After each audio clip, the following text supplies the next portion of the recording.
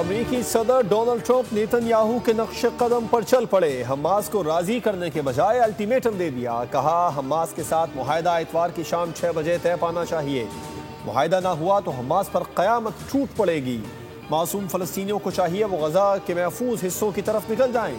ये मुआहदा तमाम हमास जंगजुओं की जिंदगियां भी बचाएगा। शर्त यह है कि तमाम यरगवालियों को रिहा किया जाए। मशरिक़ वस्ता में अमन कायम होकर रहेगा, चाहे जैसे भी हो।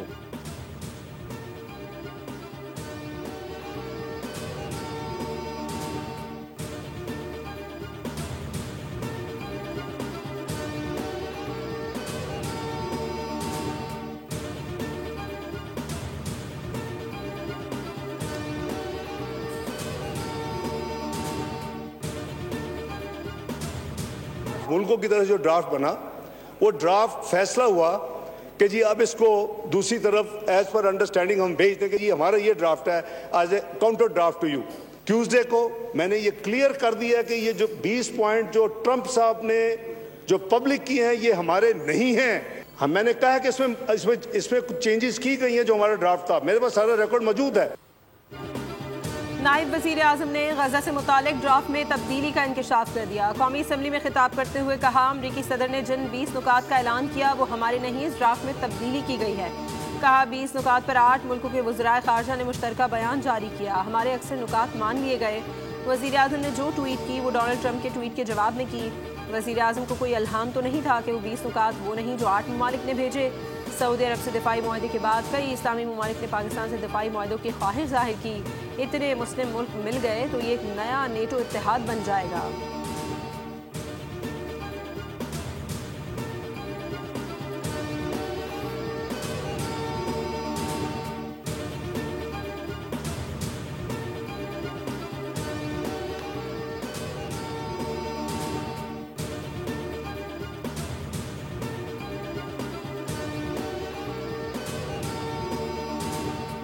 वज़ीर आज़म शहबाज शरीफ और अमीर जमात इस्लामी हाफिज नईमुर रहमान के दरमियान टेलीफोनिक राबिता।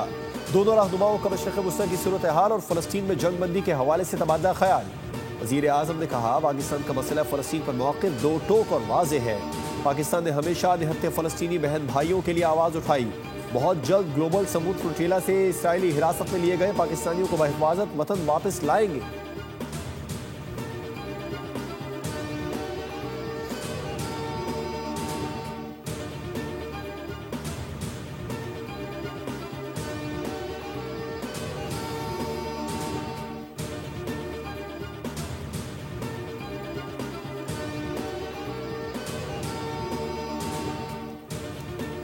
इसराइली फोर्सेज ने इमदादी सामान से लदे जहाज़ों के काफिले की आखिरी कश्ती को भी गजा में दाखिल होने की कोशिश में रोक लिया। रॉयटर्स के मुताबिक मैरिनेट नामी इस कश्ती पर पोलैंड का परचम लहरा रहा था और इस पर 6 रज़ाकार सवार थे जिनका ताल्लुक जर्मनी, तुर्किया, ओमान और ऑस्ट्रेलिया से है। फ्लोटिला की मुंतज़मीन ने बताया कि खुराक और अद्वियात से लदे 43 कश्तियों पर मुश्तमिल इस बहरी बेड़े की तमाम कश्तियाँ और इसमें सवार तमाम 500 रज़ाकारों को हिरासत में लिया जा चुका है। फ्लोटिला कश्तियों से गिरफ्तार 4 उतालवी रज़ाकारों को मुल्क बदर कर दिया।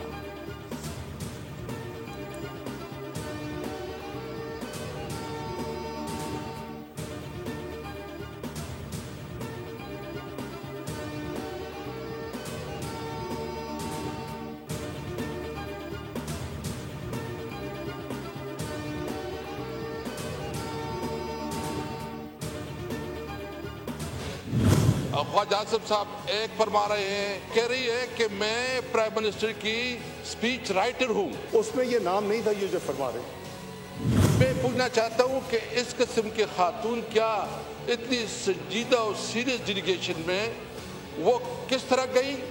यार शमा को बात आप शमा आती है, वो अंधेरा नजर नहीं आता तो आ जाएगा ना, आखिर में शमा भी आ जाएगी। वहाँ वो खंबे लगे हुए वो नजर नहीं आते, शमा नजर आती है आपको। गजा अमन मुआहदे पर पार्लियामेंट को एतमाद में क्यों नहीं लिया गया? फलस्तीनियों की राय के बरक्स कोई मुआहदा कबूल नहीं। रहनुमा तहरीक इंसाफ का कौमी असम्बली में इज़हार ख्याल। कहा ऐसे हसास कौमी मामले पर आए बाएं शाये करने से कौम को गुमराह किया जा रहा है। असद कैसर ने शमा जुनेजो की मौजूदगी पर सवाल उठाए। कहा वज़ीर ख़ारजा तस्लीम करते हैं कि शमा जुनेजो वज़ीर आज़म की स्पीच राइटर है तो फिर इसकी जिम्मेदारी भी उन्हीं पर आएगी। इसहाक डार फट पड़े तंज करते हुए कहा आपको दिन रात शमा नजर आती है, खंबे नजर नहीं आते। वाज़ेह किया कि उनके जारी करदा लेटर ऑफ क्रेडिट में शमा जुनेजो नामी खातून का नाम शामिल नहीं था।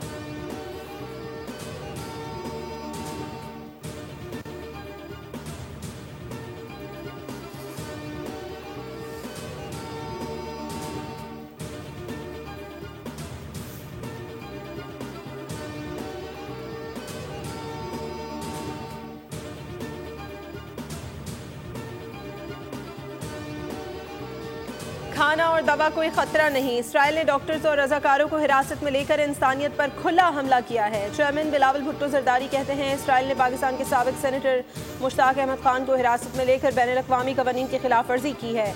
हिरासत में लिए गए तमाम अफराद को रिहा किया जाए। मुतालबा किया गजा के लिए इंसानी राहदारी और फ़लस्तीन के लिए इंसाफ किया जाए।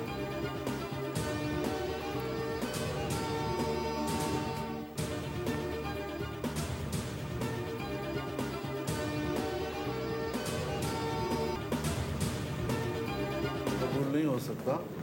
ट्रंप के अपनी गुफ्तगू में तजाद है, उसके पहले एलामिये और बाद के एलामिये में तजाद है। इस्लामी दुनिया के उन ममालिक ने जो उनसे मुलाकात की है उन्होंने खुद उस पर तहफ़्फ़ुज़ात का इजहार किया है। उन्होंने ग्रेटर इसराइल का रास्ता नहीं रोका और फ़लस्तीन को महदूद करने की कोशिश की है, मुज़ाहिमत की क़ुव्वतों को रोकने की कोशिश की है, इसराइल का हाथ खुला छोड़ने की बातें की है। तो इस तरह तो नहीं होते मुआहदे।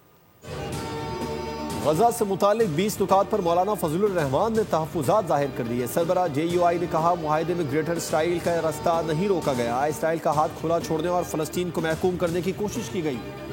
इस तरह मुआहदे नहीं होते। साबिक सेनेटर मुश्ताक अहमद मज़लूम फ़लस्तीनियों की मदद करने के लिए पाकिस्तान की नुमाइंदगी कर रहे थे। हमारी दुआएं उनके साथ हैं।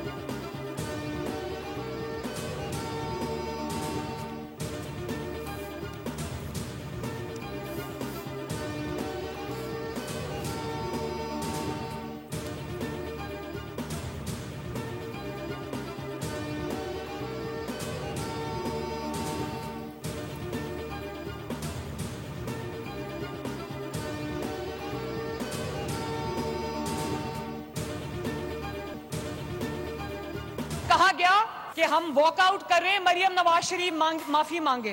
भाई मरियम नवाज शरीफ क्यों माफी मांगे? मरियम नवाज शरीफ कभी माफी नहीं मांगेगी। वो पानी जो मेरे पंजाब के किसान का हक था उसको सियासत की नजर कर दिया गया। बाहर से जब कोई बैठ के पंजाब के अवाम के ऊपर बात करेगा तो मरियम नवाज शरीफ जवाब देगी।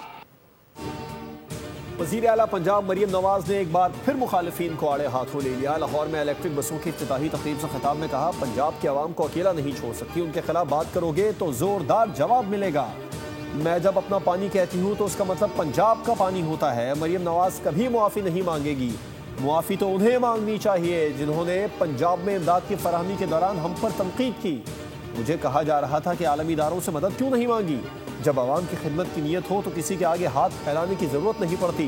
दूसरे सूबों के लोग कहते हैं पंजाब की वजीर आला हमें दे दें।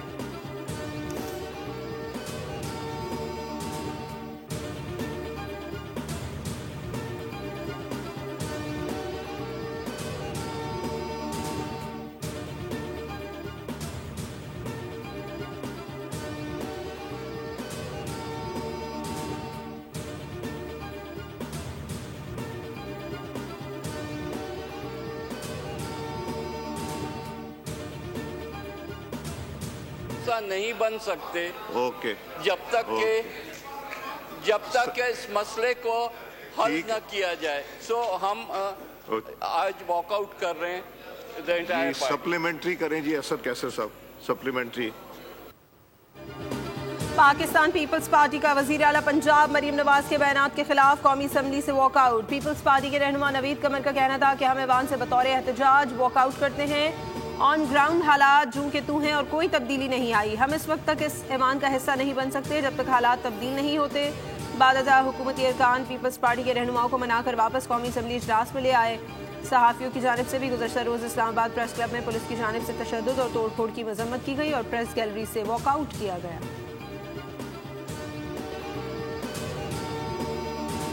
पंजाब हुकूमत और KP में भी ठन गई। मुशीर खजाना KP मुज़म्मिल असलम कहते हैं पंजाब की वज़ीर इत्तलात बहुत दबाव में हैं। उन्हें इतना नहीं पता कि उनका सूबा 85% विफाक की आमदन से चलता है।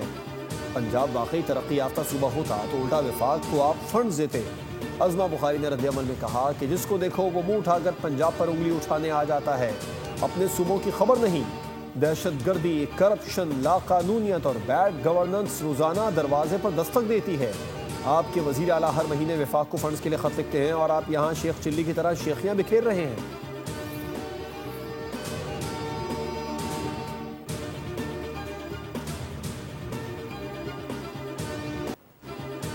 भारतीय एयर चीफ को एक और ख्वाब आ गया। पाकिस्तान के 5 F-16 और एक JF-17 मार गिराने का मुज़हिका खेज दावा कर दिया। खबर एजेंसी के मुताबिक भारतीय एयर चीफ ने पाकिस्तान के वो तैयारे भी मार गिराने का दावा किया जो भारत के खिलाफ ऑपरेशन में उड़े भी नहीं। दौरान प्रेस ब्रीफिंग भारत को नुकसान पहुंचने के हवाले से सवाल किया गया तो एयर चीफ को चुप लग गई। कहा, इस सवाल के जवाब में कुछ नहीं बोलूंगा। भारतीय तैयारे गिरे हैं तो तस्वीर दिखाई जाएं। वाज़ेह रहे कि भारतीय तैयारों राफेल और MiG-29 के मलबे की तस्वीर सारी दुनिया में वायरल हो चुकी हैं।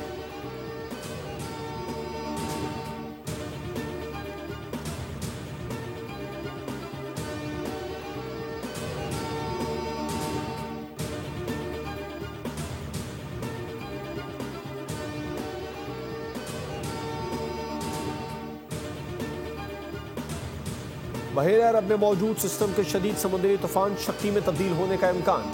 सिस्टम कराची से 360 किलोमीटर जनूब में मौजूद है, जबकि सिस्टम के जेर असर समंदर में तुग़यानी भी रहेगी। कराची समेत सिंध भर में बारिशों का इम्कान। महकमा मौसमियात के मुताबिक इस्लामाबाद और गिरदोनवाह में चंद मकामात पर मजीद बारिश का इम्कान है। रावलपिंडी, मरी, जहलम, गुजरात, वजीराबाद, लाहौर, कसूर, शेखुपुरा, खुशाब, नूरपुर, थल में बारिश की तवक्को है।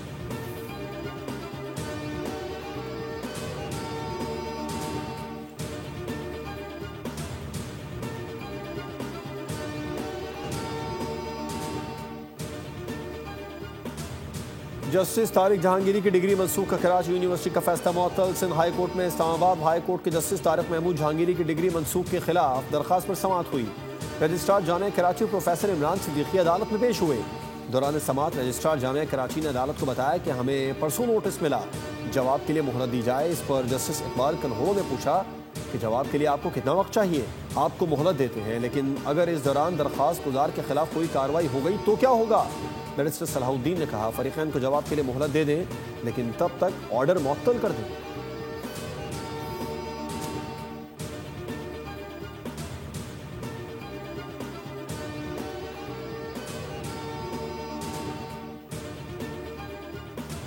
इस खित्ते में कोई सबसे पीछे रह गया तो वो पाकिस्तान है। आज मुल्क को मौशी तौर पर मुस्तहकम करने की जरूरत है। वजीर आजम और फील्ड मार्शल दिन रात कोशिशें कर रहे हैं। गवर्नर सिंध कामरान खान टसूरी का तकरीब से खिताब। कहा, वतन अजीज अजीम कुर्बानियों की वजह से वजूद में आया। सियासतदान आते और चले जाते हैं, लेकिन नौजवान सिस्टम में रहते हैं। पाकिस्तानी नौजवान हमारा कीमती असासा है। आप दुरुस्त समत में काम करना चाहें तो कोई रोक नहीं सकता। आवाम के मसाइल हल करना मुंतखब नुमाइंदों की जिम्मेदारी है।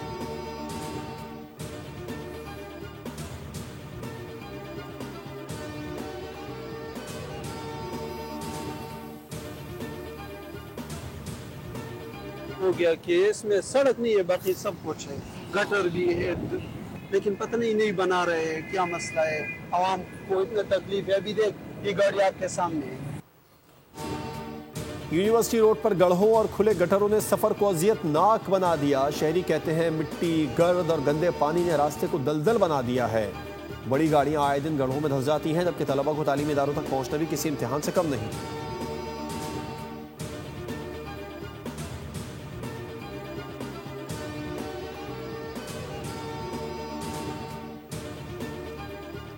कराची की टूटी फूटी सड़कों पर पहला चालान। सेफ सिटी कैमरे ने गड्ढे ना देखे, सीट बेल्ट पकड़ ली। सीट बेल्ट ना बांधने पर सुजुकी लोडिंग गाड़ी का 7,500 का महंगा चालान कट गया। 14 दिन के बाद 15,000 और 21 दिन बाद 30,000 रुपए भरना होंगे। 3 माह बाद लाइसेंस मुअत्तल और 6 माह तक ना भरा तो शनाख्ती कार्ड ब्लॉक हो जाएगा।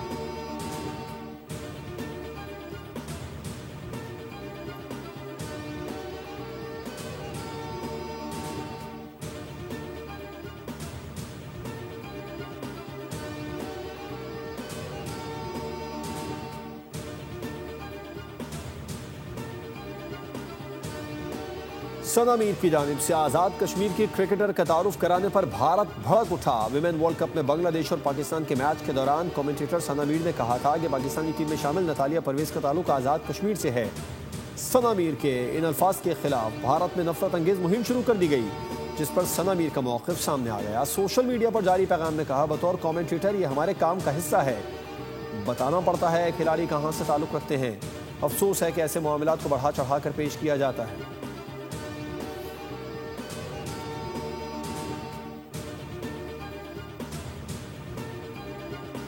ICC women's cricket world cup का बड़ा टाकरा पाकिस्तान और भारत की टीमों के दरमियान इतवार को खेला जाएगा। भारतीय क्रिकेट टीम का ट्रेनिंग सेशन जारी है, जबकि पाकिस्तानी वुमेन्स क्रिकेट टीम का प्रैक्टिस सेशन मंसूख कर दिया गया।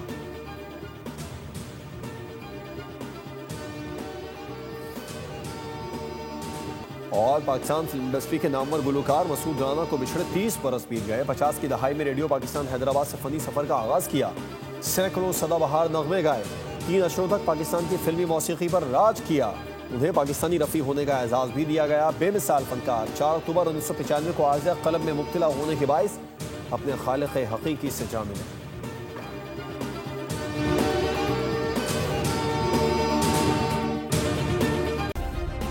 सब्सक्राइब करें और बेल दबाएं ताकि कोई खबर रह न जाए।